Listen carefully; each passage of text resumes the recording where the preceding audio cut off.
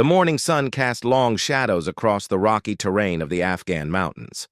Sergeant Marcus Rodriguez adjusted his radio headset as he scanned the valley below through his binoculars.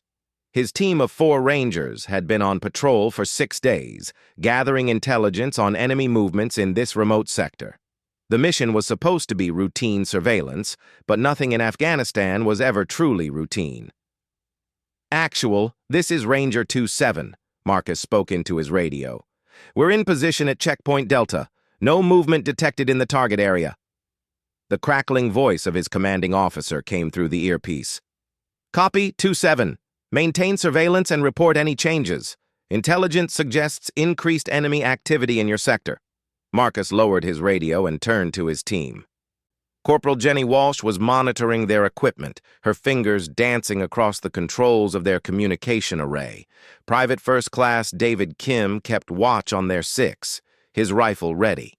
Staff Sergeant Michael Torres, their medic and explosives expert, was checking their supplies. "How are we looking on water and rations?" Marcus asked Torres. "We're good for 3 more days if we're careful," Torres replied, not looking up from his inventory. "But I'd feel better if we could resupply soon." Walsh suddenly raised her hand for silence. She pressed her headphones closer to her ears, her face growing tense. "Sarge, I'm picking up multiple radio transmissions in the valley. Sounds like a large group moving our way." Marcus grabbed his binoculars again and focused on the winding trail below.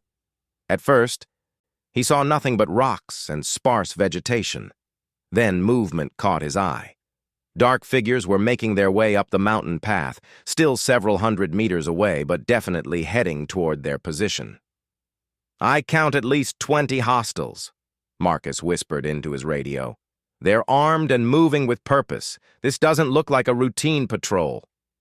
Kim shifted his position to get a better view. "Sarge, there are more coming from the east. I can see vehicles in the distance." Marcus felt his stomach tighten. Their hidden observation post was well concealed, but if the enemy was conducting a sweep of the area, they might be discovered.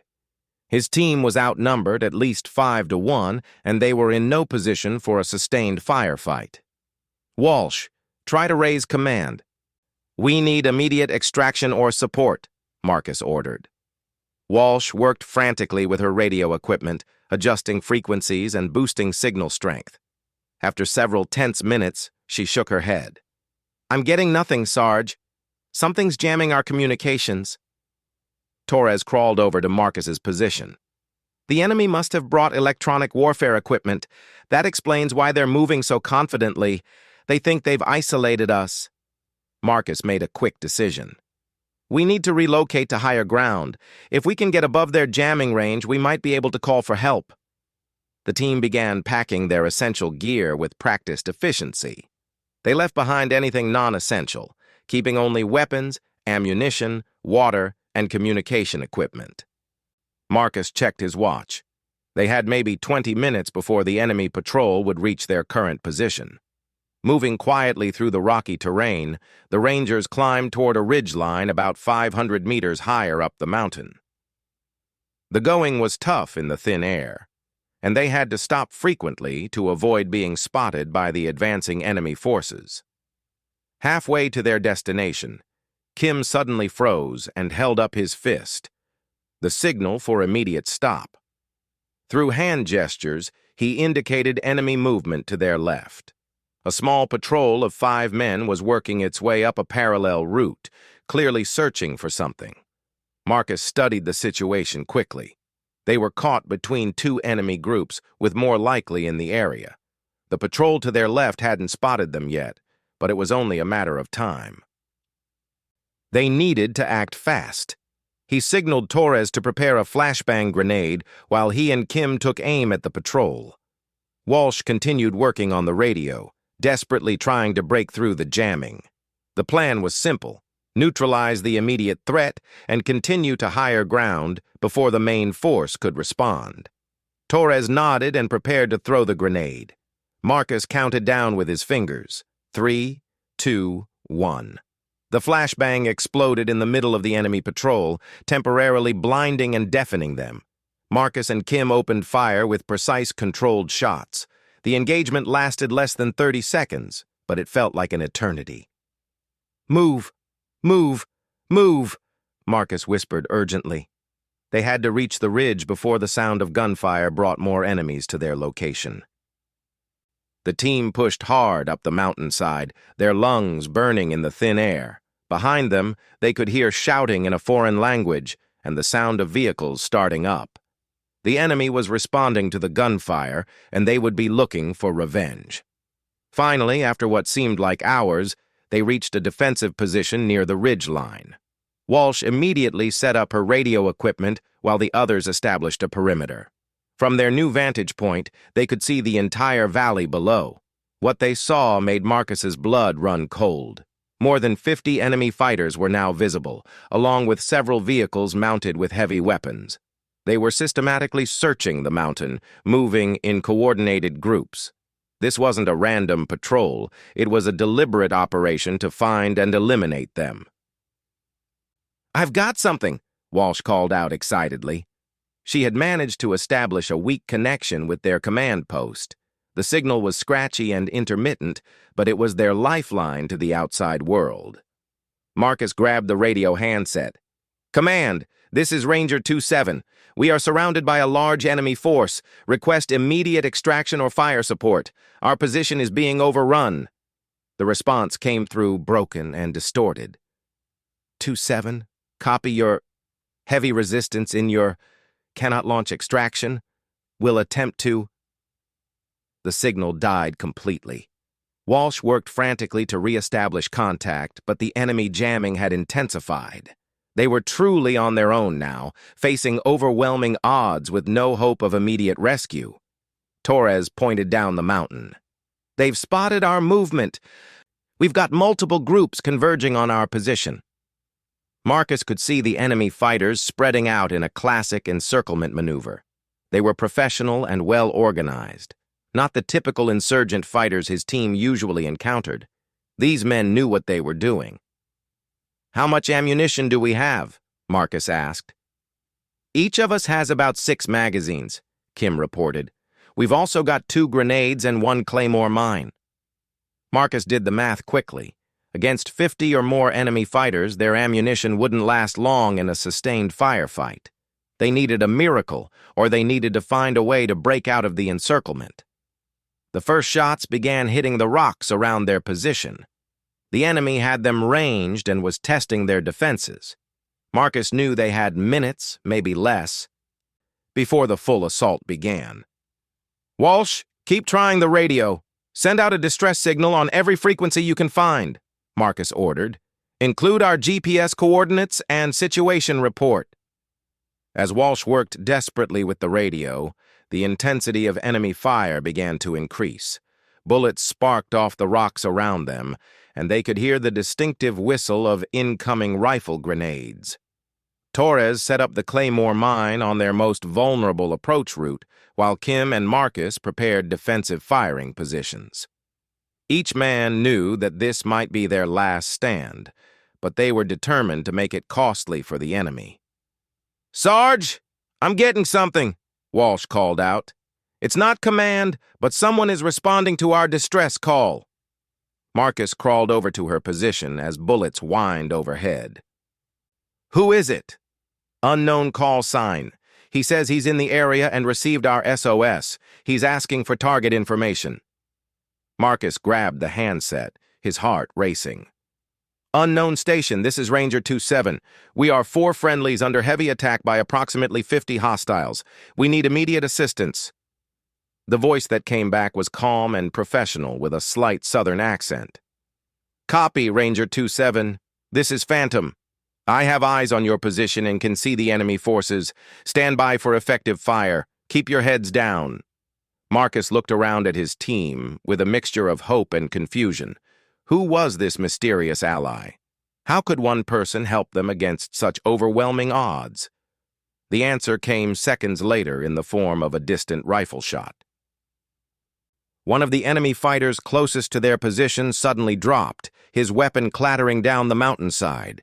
The other enemy soldiers immediately took cover. their advance momentarily halted. "That's one down," came the calm voice over the radio. "I count at least 47 more. This might take a while." Another shot rang out across the mountains, and another enemy fighter fell. The precision was incredible.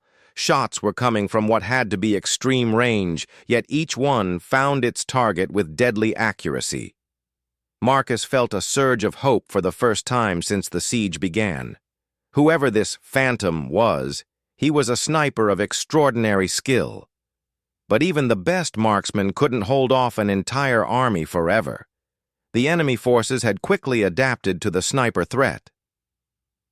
They began using smoke grenades to obscure their movements and coordinated their advance to make targeting more difficult.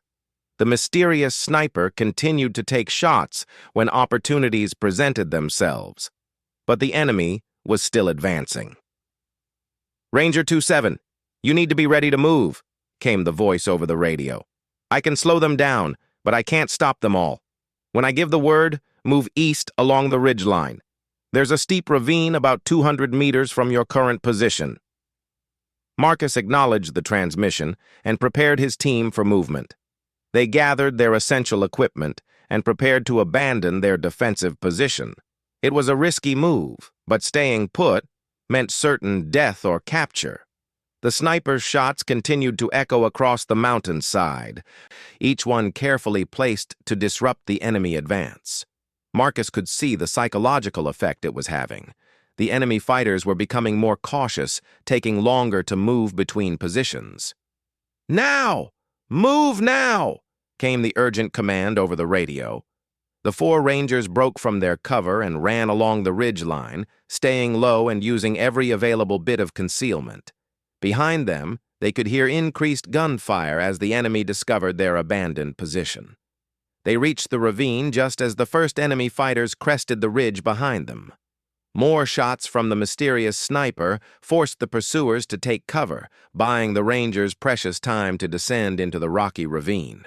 The ravine provided better cover, but it also channeled their movement in a predictable direction. Marcus knew the enemy would quickly figure out where they were heading and move to cut them off. "Phantom, this is 2-7, Marcus radioed. "We're in the ravine, but they'll have us trapped soon. What's your location?" "I'm about 800 meters north of your position, but I'll have to relocate soon. The enemy is starting to triangulate my position based on muzzle flashes." As if to emphasize the point, several mortar rounds began exploding on the opposite mountainside where the sniper's shots seemed to be coming from. The enemy was bringing heavier weapons to bear. The Rangers moved quickly through the ravine, hoping to reach better defensive terrain before the enemy could surround them again. Behind them, they could hear vehicles moving and men shouting orders. Their pursuers were regrouping for another assault. Walsh suddenly stumbled and cried out in pain. A stray bullet had grazed her leg, leaving a bloody furrow along her calf. Torres immediately moved to treat the wound while Marcus and Kim provided security. "How bad is it?" Marcus asked. "It's superficial, but it'll slow her down," Torres reported. "She can walk, but not at full speed."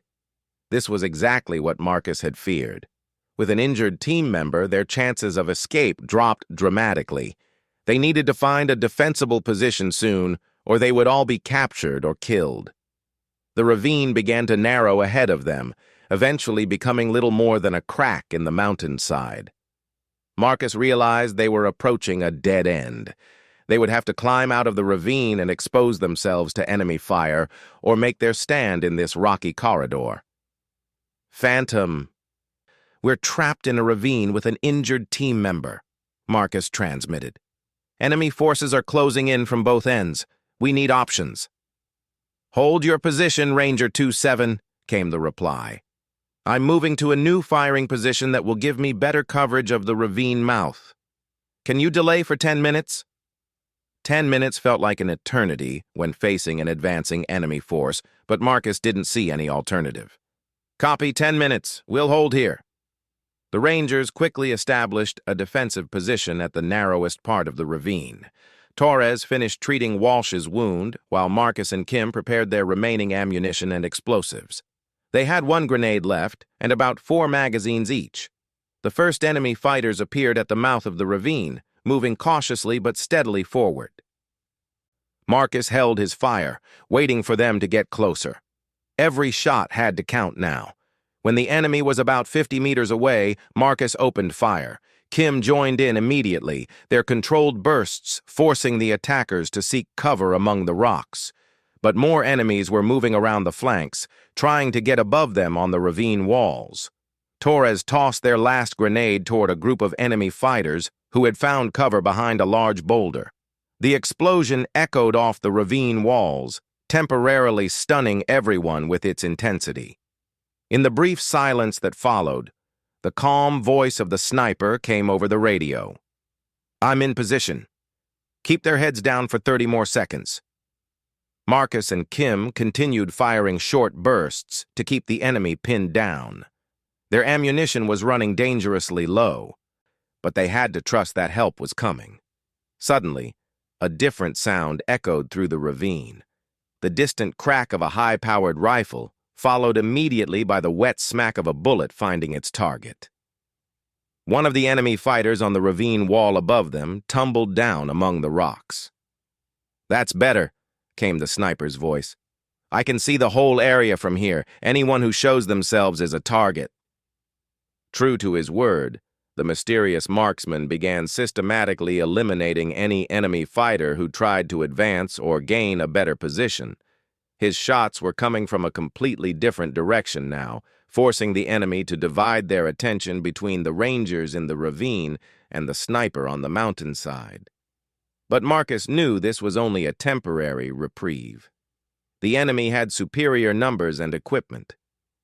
Eventually, they would find a way to neutralize the sniper or overwhelm the ranger's position through sheer force. As if reading his thoughts, the sniper's voice came over the radio again. "Ranger 2-7, this is just the beginning. We need to get you to a better position. When I give the word, move up the ravine toward the cliff face. There's a cave system there that might give us some options." Marcus looked at his wounded teammate and his exhausted men. They were running on adrenaline and determination now, but both were finite resources. Still, they had to keep moving. Staying in one place meant death. The sniper's methodical shooting continued, each shot carefully placed to maximum effect. Marcus could hear the frustration in the enemy voices as their advance was repeatedly disrupted by the unseen marksman. "Ready to move?" the sniper asked. Marcus checked his team one more time. Walsh was pale but determined.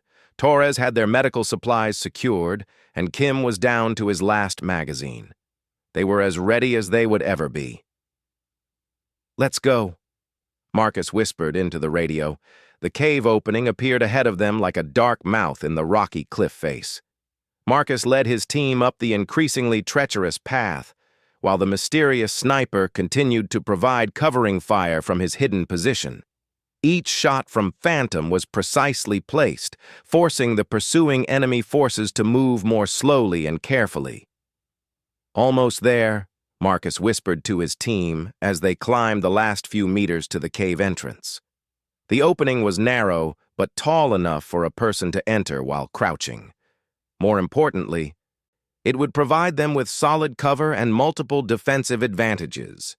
Walsh limped heavily, but never complained about her wounded leg. Torres stayed close behind her, ready to catch her if she stumbled on the loose rocks. Kim brought up the rear, frequently turning to watch their back trail for signs of pursuit. "Phantom, this is 2-7, Marcus called softly into his radio as they reached the cave. "We're at the cave entrance. Can you still provide overwatch?" "Affirmative, Ranger 2-7. I have good visibility on all approaches to your position. The enemy is regrouping at the base of the cliff, but they seem reluctant to advance after losing 6 more men." Marcus did a quick count in his head.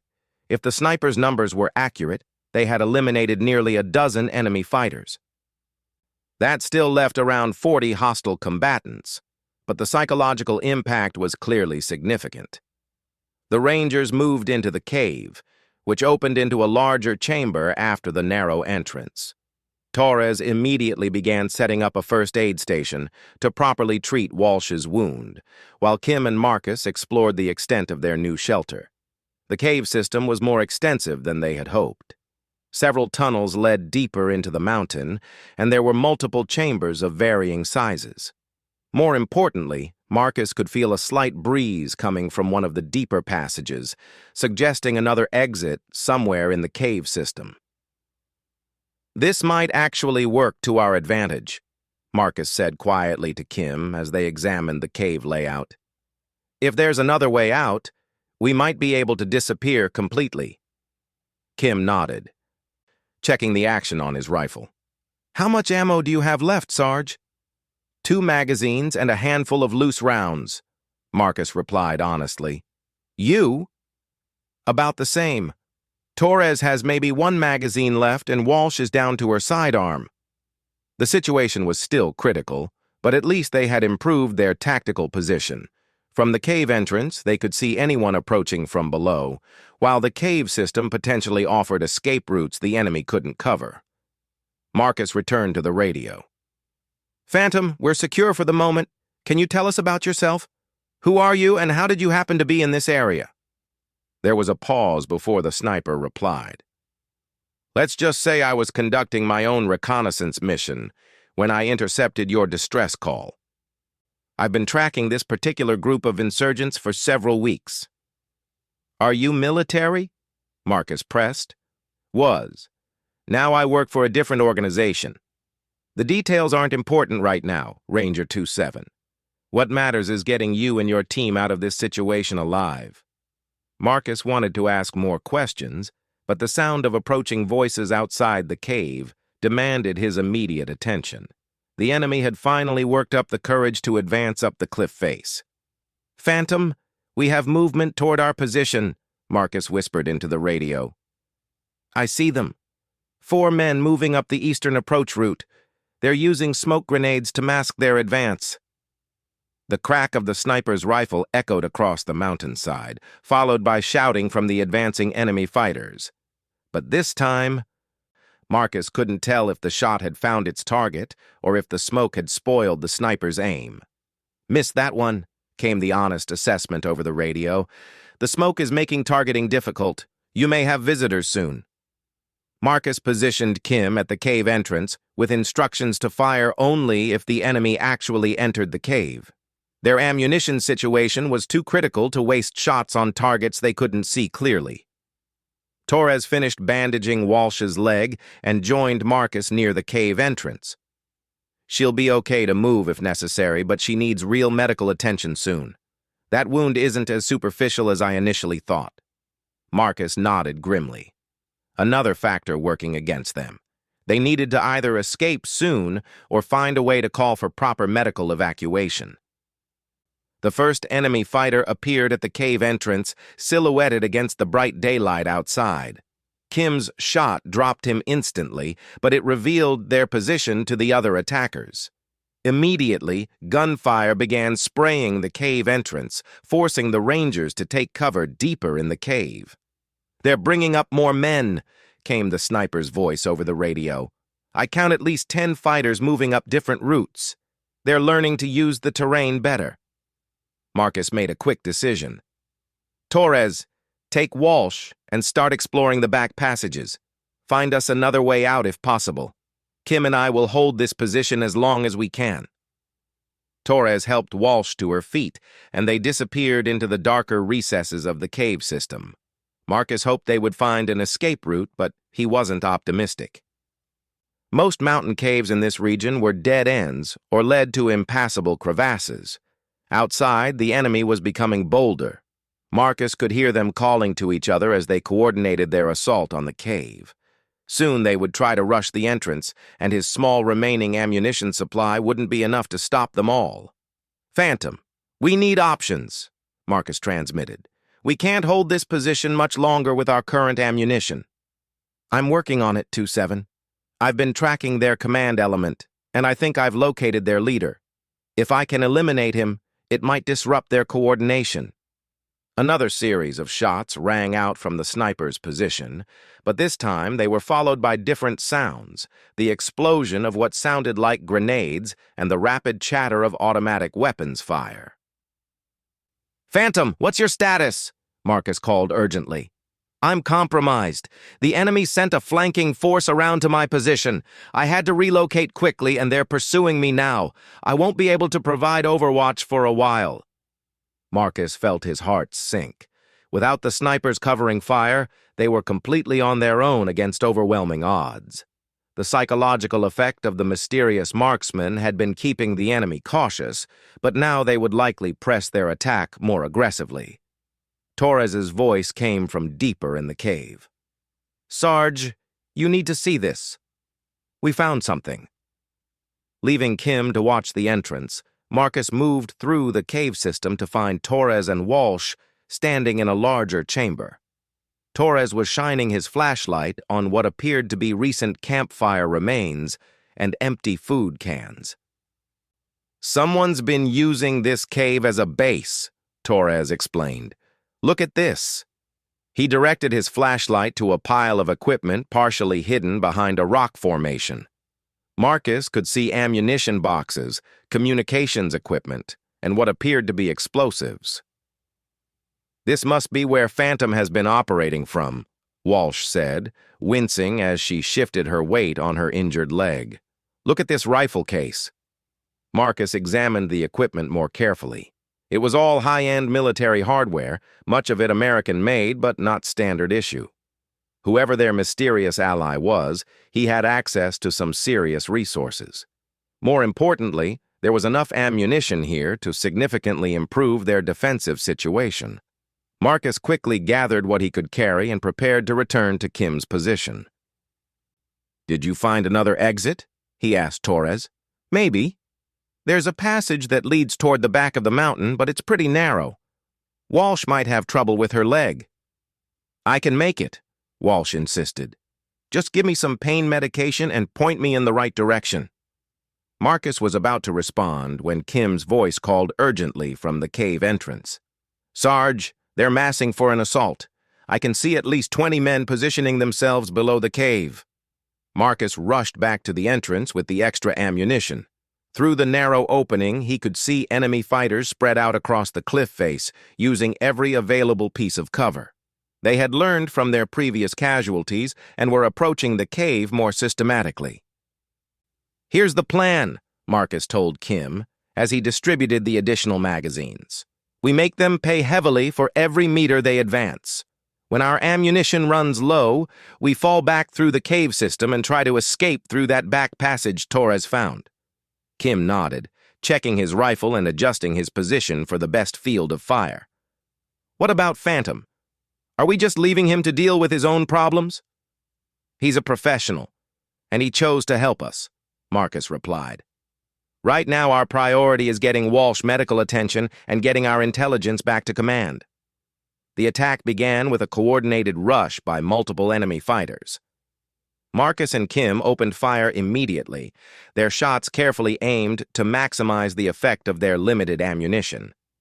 The narrow cave entrance worked to their advantage, creating a fatal funnel that the attackers had to navigate.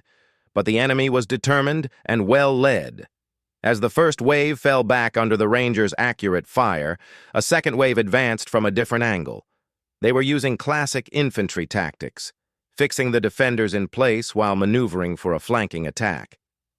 "They're smarter than the usual insurgents we face," Kim observed as he changed magazines. "These guys have real military training." Marcus nodded grimly. That explained their coordination and tactical discipline. They weren't dealing with poorly trained fighters, but with professional soldiers who happened to be on the wrong side. Torres called from the back of the cave. "We found the exit. It comes out about 200 meters down the backside of the mountain. The passage is tight, but Walsh can make it." "Start moving," Marcus ordered. "Kim and I will hold them as long as possible, then follow you." As Torres helped Walsh into the narrow back passage, Marcus and Kim continued their desperate defense of the cave entrance. Their ammunition was running dangerously low, and the enemy was becoming more aggressive with each assault. Suddenly, the familiar crack of a high-powered rifle echoed from somewhere outside the cave. One of the advancing enemy fighters spun and fell, followed quickly by two more precise shots that eliminated his companions. "Phantom here," came the welcome voice over the radio. "Sorry for the delay. I had to deal with some uninvited guests at my previous position." "Good to have you back," Marcus replied with relief. "We're about to evacuate through a back passage. Can you cover our withdrawal?" "Negative on that. The back exit you're planning to use is compromised. The enemy has observers positioned to cover that route. If you exit there, you'll walk right into an ambush." Marcus felt a crushing sense of despair. Their escape route was blocked, their ammunition was nearly exhausted, and the enemy was pressing their attack with renewed vigor. "What do you recommend?" he asked. "I need you to create a diversion at your current position," the sniper replied. "Make a lot of noise. Use your remaining explosives if you have any. While the enemy is focused on the cave entrance, I'll move to a position where I can clear the back exit." Marcus looked at their remaining supplies. They had no explosives left except for one smoke grenade and the ammunition they were carrying. Not much to work with for a convincing diversion. Then he remembered the equipment cache they had discovered in the back chamber. Among the supplies had been what appeared to be demolition charges. "Kim, hold this position," Marcus ordered. "I'll be right back." He rushed to the back chamber where he had seen the explosives. Sure enough, there were 2 blocks of what appeared to be military-grade plastic explosive, complete with detonators and timers. Marcus had received basic demolition training, but he had never been an explosives expert. Still, the devices appeared to be standard military hardware, and the instructions were clearly marked. He set both charges with short timers and placed them near the cave entrance, where they would create maximum noise and confusion. The plan was simple. Set off the explosives to convince the enemy that the cave was collapsing, then escape through the back passage while they were distracted. "Phantom, we're going to set off some fireworks in about 60 seconds, Marcus transmitted. "Can you get into position to clear our escape route?" "Already moving. When you hear my signal shot, start your withdrawal. I'll have the back exit cleared by then." Marcus rejoined Kim at the cave entrance and explained the plan. They would detonate the charges, then immediately move toward the back passage where Torres and Walsh were waiting. 30 seconds, Marcus counted down, his hand on the detonator. The enemy was preparing for another assault, gathering in larger numbers for what they probably hoped would be their final attack on the cave. 10 seconds. Marcus could see the enemy fighters beginning to move up the cliff face. Now! He triggered the detonator and the world exploded in sound and fury. The demolition charges went off simultaneously, shaking the entire cave system and sending a shower of rocks cascading down the cliff face outside. In the confusion that followed, Marcus and Kim ran toward the back of the cave. Behind them, they could hear shouting and confusion as the enemy tried to figure out what had happened. They reached Torres and Walsh just as the sniper's signal shot rang out from somewhere near the back exit. "Go! Go! Go!" Marcus urged his team as they entered the narrow passage leading to their escape route. The passage was claustrophobic and difficult to navigate, especially for Walsh with her injured leg. But they pressed forward, driven by desperation and the knowledge that capture meant death. After what felt like an eternity of crawling through the narrow tunnel, they emerged into daylight on the back side of the mountain. The sniper was waiting for them, kneeling beside the body of an enemy fighter who had been positioned to ambush anyone using this exit. Marcus got his first good look at their mysterious ally. He was a tall, lean man in his early 40s, with weathered features and alert eyes. His equipment was top quality but showed signs of hard use. Most notably, he carried a custom sniper rifle that Marcus didn't recognize. "We need to move quickly," the sniper said without preamble. "The enemy will figure out what happened soon enough, and they'll be coming this way." "Who are you?" Marcus asked as they began moving down the mountainside. "You can call me Jake," the sniper replied. "I work for a government agency that doesn't officially exist. I've been tracking this particular insurgent cell for months. Why didn't you identify yourself earlier? Jake helped steady Walsh as she stumbled on the rocky terrain. Because my mission parameters didn't include rescuing lost rangers, I was supposed to observe and report, not engage. But when I heard your distress call, I couldn't just let you die. Torres was monitoring their six, watching for signs of pursuit. How far to safety? There's a helicopter landing zone about 3 kilometers from here, Jake explained. I can call for extraction once we reach it, but we have to get there first. The team moved as quickly as Walsh's condition allowed, taking advantage of every bit of cover and concealment the mountainous terrain provided. Behind them, they could hear the sounds of the enemy discovering their escape route and beginning pursuit. Jake's knowledge of the local terrain proved invaluable. He led them along paths that provided maximum concealment while avoiding natural choke points where they could be easily ambushed. His experience in this area was clearly extensive. How long have you been operating in this region? Marcus asked during a brief rest stop. 8 months, Jake replied, scanning the terrain behind them with his rifle scope. This particular group has been responsible for several attacks on coalition forces. They're well-funded and well-equipped, with connections to larger terrorist networks. Walsh was growing weaker from blood loss and exhaustion. Torres did what he could to treat her in the field, but she needed proper medical attention soon. Can you call for medical evacuation? Marcus asked Jake. Not until we reach the landing zone. Too much risk of enemy interception if I use my communication equipment from here. They pressed on, driven by necessity and the knowledge that stopping meant capture or death. The enemy was persistent in their pursuit, and Marcus could hear helicopters in the distance. The insurgents had air support of their own. Those are old Soviet helicopters, Jake observed. Probably acquired through black market channels. We need to find cover before they spot us. The team took shelter in a grove of stunted trees while 2 helicopters circled the area. The aircraft were clearly searching for them, flying low and slow patterns designed to spot movement on the ground. Jake studied the helicopters through his rifle scope. Those are armed birds.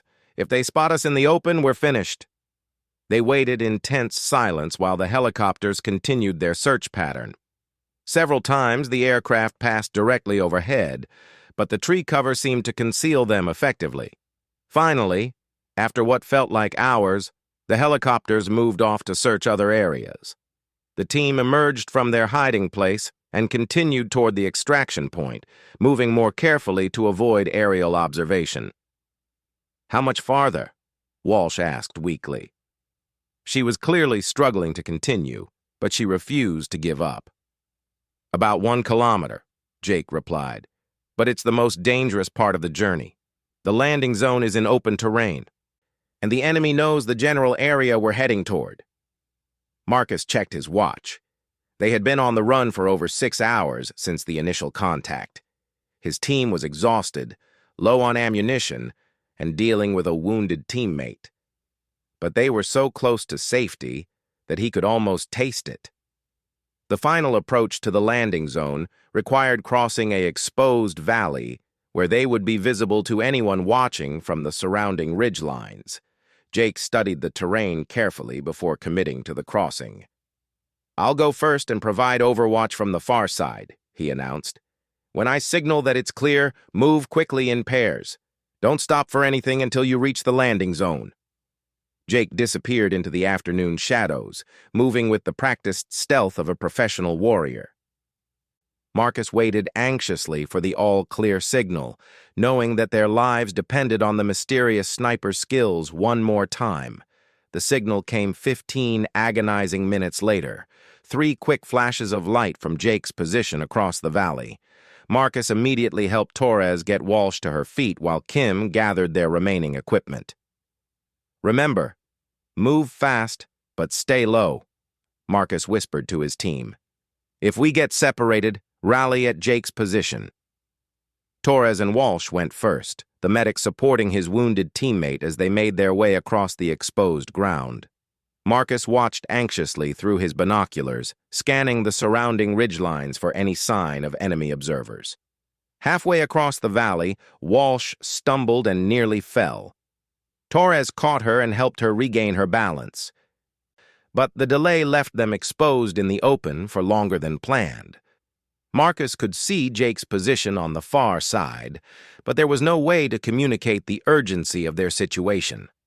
Finally, Torres and Walsh reached the relative safety of Jake's overwatch position. Now it was Marcus and Kim's turn to cross the deadly open ground. They sprinted across the valley floor using every available piece of cover, scattered boulders, shallow depressions, anything that might conceal them from watching eyes. Marcus's lungs burned from the exertion and thin mountain air, but he pushed himself harder than he had ever pushed before. Just as they were about to reach Jake's position, the crack of a distant rifle shot echoed across the valley. But this shot wasn't from Jake's weapon. It came from somewhere on the ridgeline behind them. "Sniper!" Kim shouted, diving for cover behind a large rock. Marcus threw himself flat as more shots began impacting around their position. The enemy had finally caught up to them and was trying to pin them down in the open ground. Jake's voice came over the radio, calm despite the situation. "Enemy sniper on the eastern ridge, approximately 600 meters. I'm engaging now." The distinctive sound of Jake's custom rifle answered the challenge, and Marcus could see muzzle flashes exchanging between the two hidden marksmen. It was a deadly duel of skill and precision, with the Rangers caught in the middle. "Move while I keep him busy," Jake transmitted. "The landing zone is just over this ridge." Marcus and Kim low-crawled toward Jake's position, while the sniper duel continued above them. Each shot was carefully aimed and deliberate, neither marksman wanting to waste ammunition or reveal his position unnecessarily. They reached Jake's concealed position just as he fired another shot. Through his rifle scope, Marcus could see the enemy sniper's position on the distant ridge, a carefully constructed hide that provided excellent concealment and fields of fire. "He's good," Jake admitted, working the bolt of his rifle.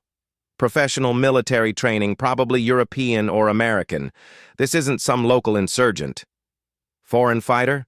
Marcus asked. "Most likely. The insurgent groups have been recruiting experienced snipers from other conflicts. This one knows what he's doing." Another shot from the enemy position forced them to keep their heads down. The bullet struck uncomfortably close to their location, showering them with rock fragments. Jake studied the terrain carefully, then made a decision. "I need to move to a flanking position to get a clear shot. Can you provide suppressing fire to cover my movement?" Marcus nodded, though he knew their remaining ammunition was limited.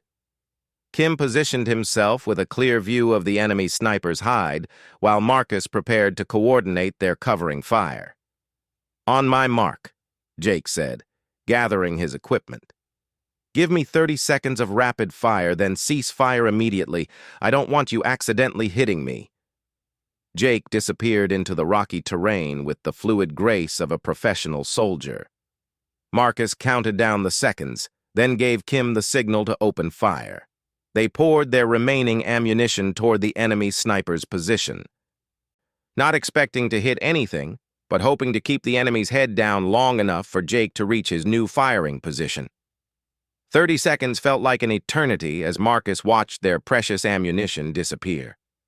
When he finally signaled Kim to cease fire, an eerie silence fell over the mountainside.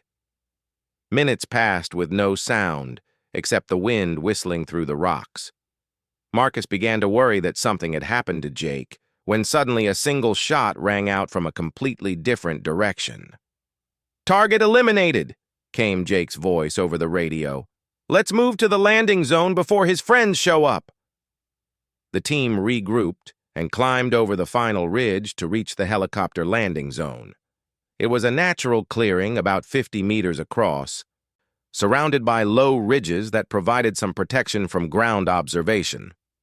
Jake immediately set up his communication equipment and began calling for extraction. "Phoenix Base, this is Phantom. I have 4 friendly casualties requiring immediate medical evacuation. Request priority extraction at Landing Zone Charlie." The response came back quickly. "Phantom, This is Phoenix Base. Extraction bird is airborne, ETA 15 minutes. Be advised, we're tracking multiple enemy units converging on your area.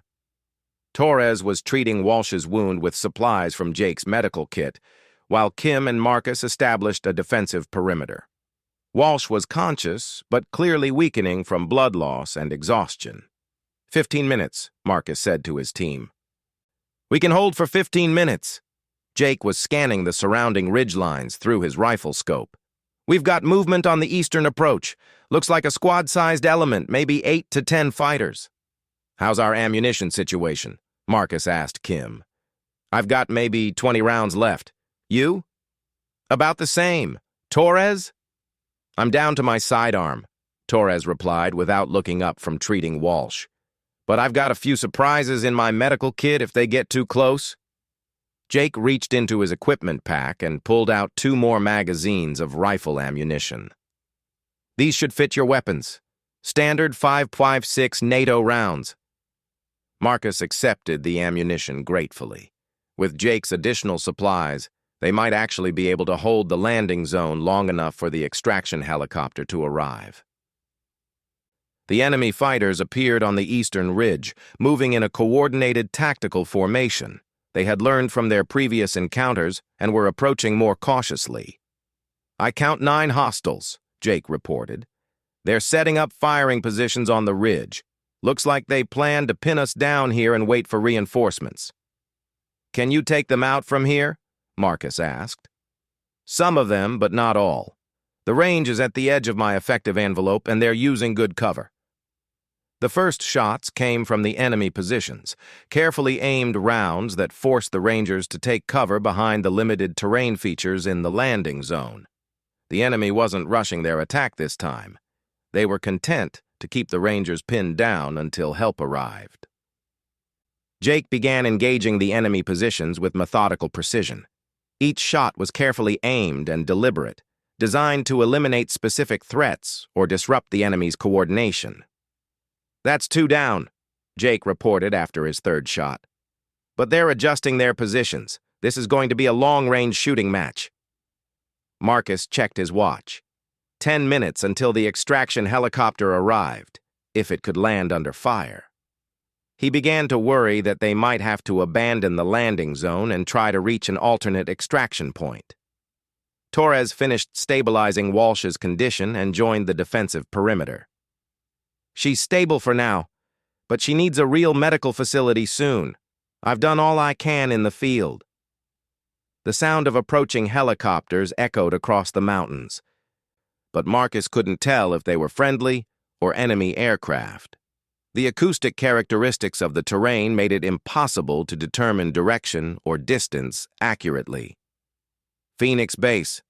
This is Phantom, Jake called into his radio.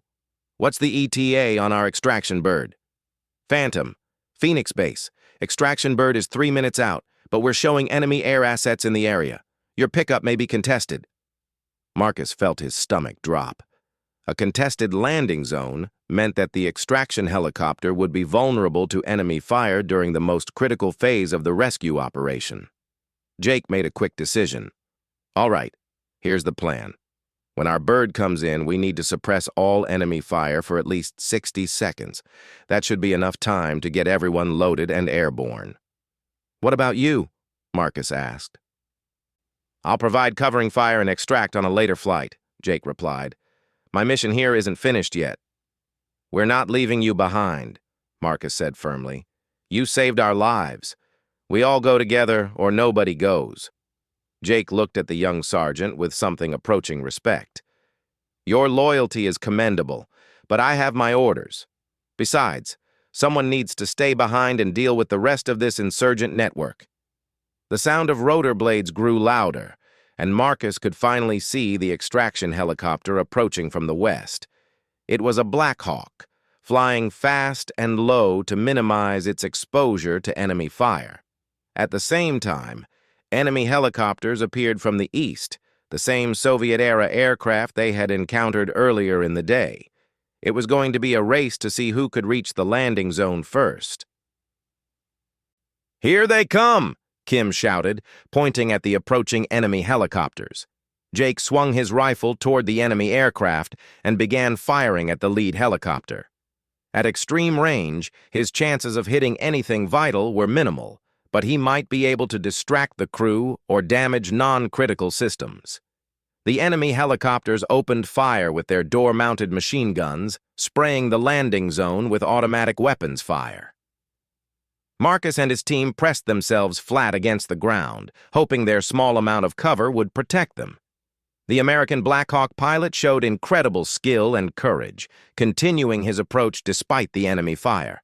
Marcus could see the door gunners returning fire with their own weapons, trying to suppress the enemy helicopters.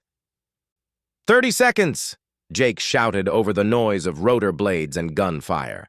The extraction helicopter flared for landing just as one of the enemy aircraft made a strafing run across the landing zone. Bullets kicked up dust all around the Rangers, but somehow none of them were hit. Go, go, go! Marcus shouted to his team.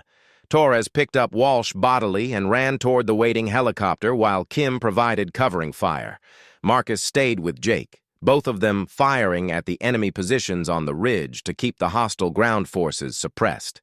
The Black Hawk's door gunners were engaged in a furious firefight with the enemy helicopters, their heavy machine guns chattering constantly. One of the enemy aircraft suddenly broke off and began trailing smoke. Apparently, the door gunners had scored some hits. "Get on that bird!" Jake shouted to Marcus over the noise. "Not without you," Marcus replied, continuing to fire at the enemy positions. Jake made the decision for both of them.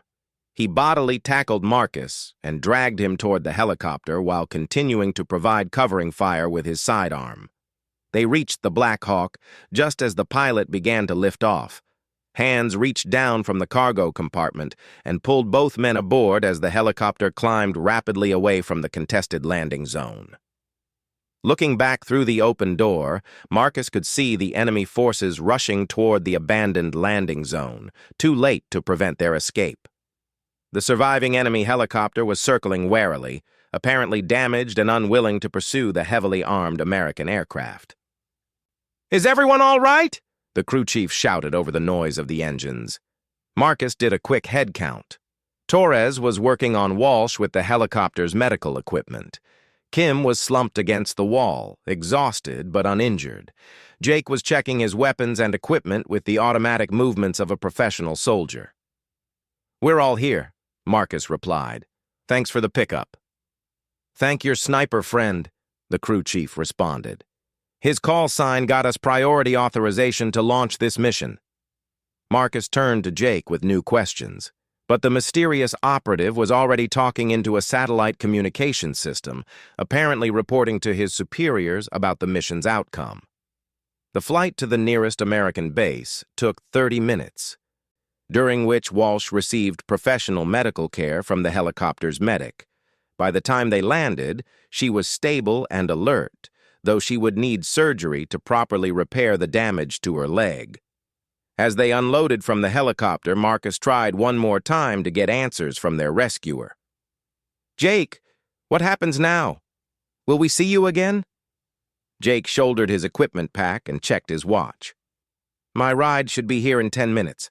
I've got a report to file and another mission to prepare for." "What about the insurgent network you've been tracking?" "That's what the next mission is for," Jake replied with a slight smile. "But don't worry. They won't be bothering any more American units in this area." A small, unmarked helicopter landed near the base perimeter. Jake walked toward it without looking back, then stopped and turned around one final time. "Sergeant Rodriguez," he called out. "Take care of your people. They're good soldiers." "How did you know my name?" Marcus called back, but Jake was already climbing into the unmarked aircraft. The helicopter lifted off and disappeared into the mountain darkness, leaving Marcus with more questions than answers about their mysterious rescuer. Later that evening, after the debriefing sessions and medical examinations were complete, Marcus sat with his team in the base medical facility. Walsh was recovering from surgery, but the doctors said she would make a full recovery. Torres was writing his after-action report, while Kim cleaned and maintained their weapons. The routine activities helped restore a sense of normalcy after their harrowing experience. "Sarge," Kim asked quietly, "who do you think Jake really was?" Marcus thought about the question carefully. The man's equipment, training, and resources suggested government backing, but not through normal military channels.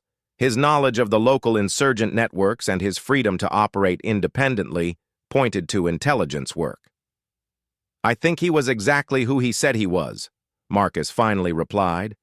"Someone who works for an organization that doesn't officially exist, doing jobs that can't be officially acknowledged." Torres looked up from his report. "You mean like the CIA or Special Activities Division?" "Maybe. Or maybe something even more classified," Marcus said. "What matters is that he saved our lives when he didn't have to. He could have stayed hidden and completed his own mission without getting involved." Walsh's voice came weakly from her hospital bed. "I'm just glad he was listening to the radio frequencies when we sent out our distress call." That wasn't coincidence, Marcus realized suddenly. He was monitoring our communications as part of his mission. He probably knew we were in the area before we even got into trouble. The implications of that realization were sobering. If Jake's organization had been tracking the insurgent network, they probably also knew about the threat to Marcus's patrol. The question was why they hadn't warned the Rangers in advance.